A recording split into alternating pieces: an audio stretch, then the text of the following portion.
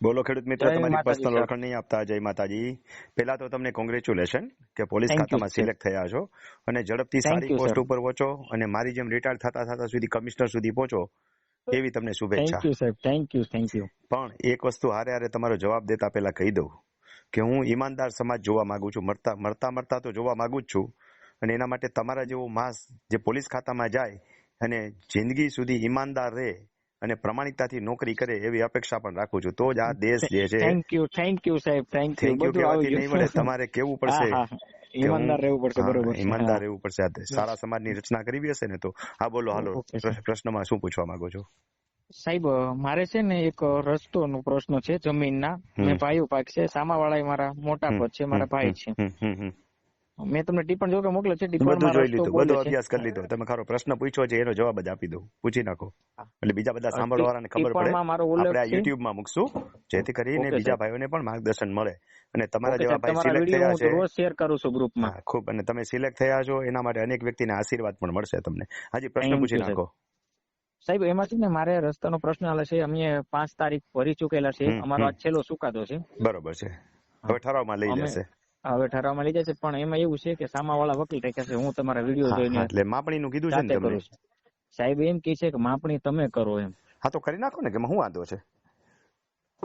સંયુક્ત એમાં માપણીની સાહેબ અરજી કરી અમારે નાખો. અલગ અલગ સંયુક્ત માપણી સાહેબ, પણ એ સહમત ન થાય સાહેબ. સામું કે પણ એ પછી એને કહેવાય ને રૂબરૂમાં હુકમ સહમત ન કરાવો. થાય. ના ના, એમ નો કરાય. એને કહેવાય સાહેબ હુકમ કરો માપણીનો, બધાને બંધન કરતા રહેવો. સમજાણું?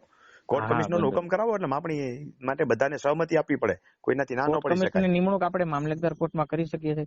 હા, એને માગો. એને એમ નો માગી શકાય. એને એમ કહો કે માપણી માટેનો હુકમ કરો, કઈ સંયુક્ત માપણીનો હુકમ કરો તમે. પછી હુકમનો ભંગ કરે તો તમે પાછી ક્યાં અપીલ નથી કરી શકતા. સમજાણું? બરોબર છે. હા બરોબર સમજાણું. હા, બસ વાત એટલે સાચી સાહેબ છે. નું નહીં, કહેવાનું. માપણી માટે શું કામ હા. કીધું હોય કે રસ્તો એકચ્યુઅલ ખરેખર ક્યાં માગ્યો છે, ત્યાં ક્યાં છે ઈ જોવા માટે. અને રસ્તો તમને 100% મળશે. પૈકી સર્વે નંબરનો છે, ભાઈનો છે. રસ્તો ક્યાં લેવા જાય એમાંથી જ મળે. હા એટલે એ માપણીનું કે છે. અમે તેમ કે ભાઈ જો સહમત સોંપીને કાઢતા હોય તો અમારે તો એમ છે કે ભાઈ હા હા શાંતિથી હા, બધા હળી મળીને કાઢી લે. સાચી પણ એ સાચી વ્યક્તિ વાત છે. માનવા તૈયાર નથી કાંઈ સાહેબ. વાંધો નહીં, સીધી આંગળીએ ઘી નોકડે ઘણી વાર ટેડી કરવી પડે. હં? કાંઈ વાંધો નહીં. અને તો અમે પોલીસ તમને ખાતામાં કે જાઓ છો, નીતિથી નોકરી કરજો. પણ જે દારૂડિયા હોય, સમાજના પેલા શું કહેવાય માફિયા જેવા હોય, જેને માફિયા કાયદો છોડી ભૂમાફિયા. દેતા હોય, એને ઠપકારજો હોતા. એની પાસેથી પૈસા લેજો ને મારજો ને ધમારજો, બધું કરજો. કારણ કે હું પોલીસ સમાજમાં ખાતામાં સાહેબ અત્યારે નોકરી હાલ મારી ચાલુ છે. ખૂબ એસઆરડી સરસ, પોલીસમાં સાગર ખૂબ રક્ષક સરસ, દળમાં હું નોકરી કરું છું. ખૂબ સરસ, ખૂબ સરસ. હા, કારણ કે થેન્ક યુ સમાજને સાહેબ. સીધો માત્ર કાયદાથી નથી કરી શકાતો. હા પ્રમાણિક ઓફિસરો હોય ને તો બીજી રીતે પણ સમાજમાં સુધારો લાવી શકાય. કારણ કે કેટલાક ટીઢા ગુનેગાર હોય ને એમને નથી સમજતા. નહીં સાહેબ ઓલા બરોબર નાના છે. પાટેકર કહે છે ને, ઓલા કેમેરો ખોમાઈ જાય ત્યારે કે હા ચાય હા હા. पिलाई, बिरयानी खिलाई, नहीं दिया, कान के नीचे एक लगाया तो तुरंत निकाल दिया. એમ નહીં એ સાહેબ વાત કરવું પડે. તમારી સાચી. એ કરવું પડે. પણ નિર્દોષ માણસને ન રંજાડાય, બસ એ કરવું પડે. કારણ કે ઉપરવાળો છે ને, એક હા હા. એક કબીરજીને યાદ કરીને આપણે વાત પૂરી કરીએ.